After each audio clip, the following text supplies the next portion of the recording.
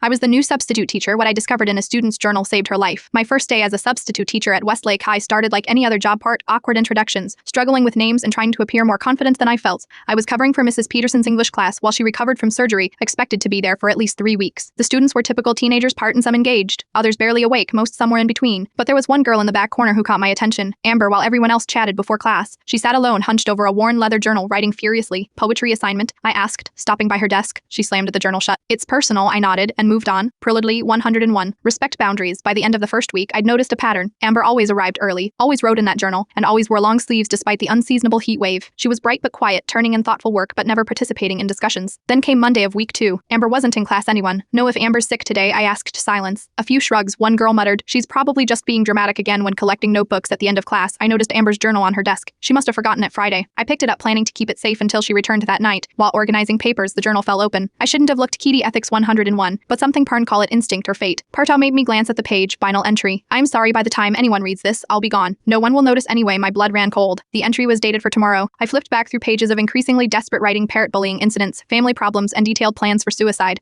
Tarawa's date was circled multiple times. With shaking hands, I called the principal, who connected me with the school counselor. Within an hour, they had contacted Amber's parents and located her at home. I later learned she had spent the day gathering pills, planning to take them that night. The next morning, instead of an empty desk, I found Amber sitting there, poor, pale, angry, but alive. Her journal was missing and she wouldn't meet my eyes. You read it? She said flatly when I stopped at her desk. Yes, I admitted. And I'd do it again. You had no right. You are right, I didn't. But I couldn't live with myself if I hadn't. For weeks, she barely spoke to me. The journal was replaced with a new one that she guarded fiercely. But gradually, things changed. She started staying after class to discuss assignments, then books, then life. On my last day as substitute, she handed me a folded note before walking out. I am still mad you invaded my privacy, I read. But I am alive to be mad, so thank you. My therapist says I should acknowledge that. P.S. Mrs. Peterson is boring. You should apply for a permanent position. Yesterday was my first official day as Westlake High's newest English teacher. Amber sits in the front row now, still writing in her journal. But sometimes she shares what she writes. Sometimes the most important lesson you teach isn't on the curriculum. And sometimes breaking a rule is the only way to save a life. I never thought I'd be grateful for invading someone's privacy. But every time I see Amber raise her hand in class,